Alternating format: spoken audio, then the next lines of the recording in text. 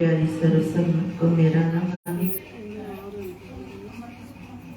एक राम का प्यारा सदा भगवान के चरणों में हर पल ही प्रार्थना करता है, भक्ति दान मोह दीजिए गुरुदेवन के देव और नहीं कुछ चाहिए, निश्चिंत तुम्हारी सेव। एक राम का प्यारा सदा ही भगवान से भगवान की भक्ति को ही मांगता है।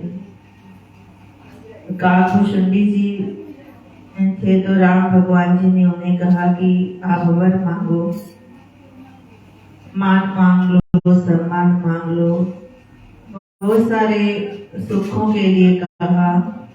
तो काकभूषुंडी जी मन में सोचते हैं कि भगवान ने सारे सुखों के लिए तो कह दिया, लेकिन अपनी भक्ति के लिए नहीं कहा। अपनी भक्ति के लिए नहीं कहा कि भगवान की भक्ति मांग लो।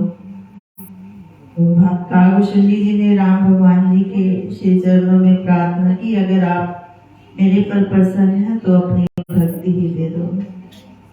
तो राम भगवान जी कहते हैं, बहुत चालाक हो कि जिसने भगवान से भक्ति ही मांग ली तो उसने सब कुछ ही मांग लिया, कि भक्ति में तो सारा सुख समाया हुआ है।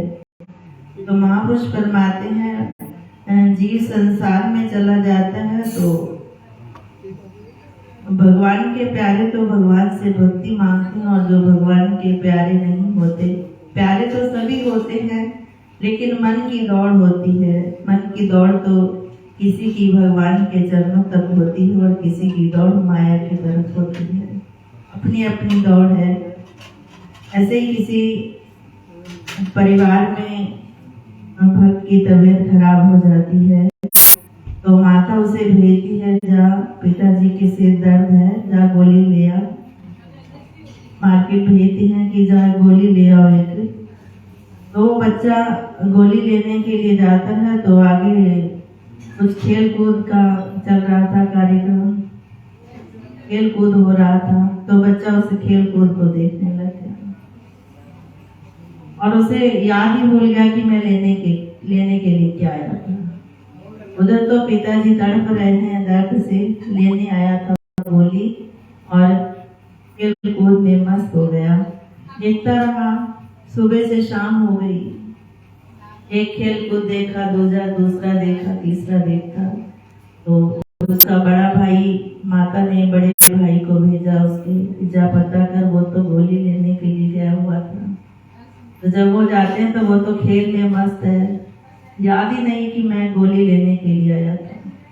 तो बड़े भाई ने दे चपेटा मारा उसे कि तू लेने के लिए क्या आया था, तुझे तो दवाई के लिए भेजा था या तुझे खेल देखने के लिए भेजा था। तो महापुरुष फरमाते हैं कि जीवों का भी यही हाल है। उस परम पिता परमात्मा ने भेजा कि 84 में घूम फिर कर तू थक गया है, अब मनुष्य योनि तुझे दे देते हैं, जा तो इससे भगवान की भक्ति करके इससे बाहर निकल आ।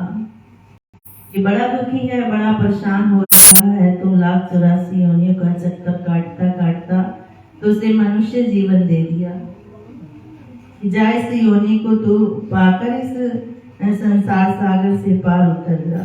लेकिन वो आकर खेलों में मस्त हो गया, इतना खेल में मस्त हो गया कि बस वो सोचता है कि बस जो कुछ मैंने पा लिया। बहुत आनंदित रहता है, खेल तमाशे देखता है संसार के। तो फिर भगवान संतों को भेजते हैं संसार में, जाओ वो तो भूल गया, जाकर वो तो सारा कुछ भूले बैठे हैं, उन्हें याद दिलवाओ कि तुम किस लिए आए हो, तुम्हें भेजा किस लिए था और किस काम के लिए जुट गए हो। तो संत महापुरुष आते हैं और जीवों को जगाते हैं कि जागो, भगवान की भक्ति करो। अगर भगवान आपसे कुछ मांगने के लिए कहे तो भगवान की भक्ति ही मांगना, और कुछ मत मांग बैठना, क्योंकि अवसर तो भगवान सबको देते हैं। भगवान सबको अवसर देता है मांगने के लिए कि वर मांगो। लेकिन भाग्यशाली जीव होते हैं जो भगवान की भक्ति को मांगते हैं। तो भगवान की भक्ति सब सुखों की दाता है, सारे सुखों की खान है भगवान की भक्ति। जिसे मिल जाती है तो वो तो मालो माल हो जाते हैं। कहते हैं ना, फकीरी से बढ़कर अमीरी कुछ भी नहीं है। जहाँ फकीरी है वहाँ अमीरी भी किसी काम की नहीं है। लेकिन जो भगवान की दात को देकर उसमें भगवान की भक्ति कर लेते हैं तो वहाँ सुखी हो जाते हैं। तो भगवान की प्यारे हैं, श्री गुरु महाराज जी की कृपा भी है सब जीवों पर। लेकिन जिन्हें भगवान भक्ति देते हैं तो सारे सुख भी दे देते हैं। किसी कारणवश किसी के जीवन में कोई पीड़ा आ जाती है तो उस पीड़ा को पाकर भी वो दुखी नहीं होते। वो भी सोचते हैं कि हमारे लिए सुख ही आया है। दुख को भी पाकर वो सुख का अनुभव करते हैं। माता कुंती थी ना, जब महाभारत युद्ध हुआ तो श्री कृष्ण भगवान जी जब जाने लगे तो माता कुंती से कहती है, बुआ कुछ मांग लो, कुछ मांग लो। तो कुंती कहने लगी, बेटा देना ही है तो मुझे दुख दे दो, दुख दे दो। तो श्री कृष्ण भगवान जी कहते हैं, बुआ ये क्या मांग रही हो, आप दुख मांग रही हो।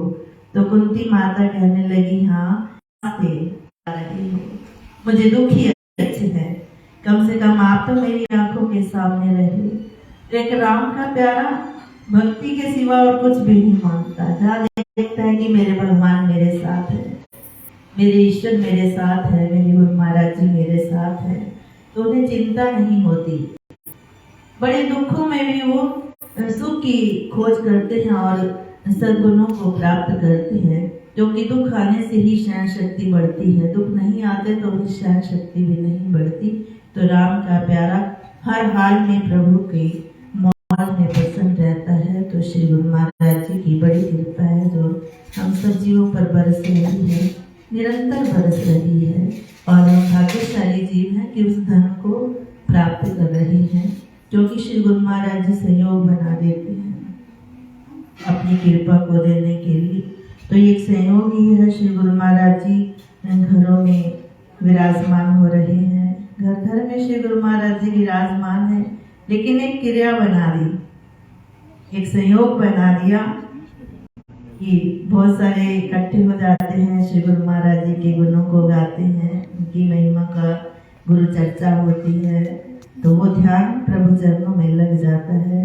तो सदा श्री गुरु महाराज जी की कृपा हम सब पर बरसती रहे और हम प्रभु प्यार को पाकर सदा ही उस सुख को प्राप्त करें जो श्री गुरु महाराज जी के चरणों में समाये। बोलो जयकारा, बोलो मेरे श्री गुरु महाराज की जय।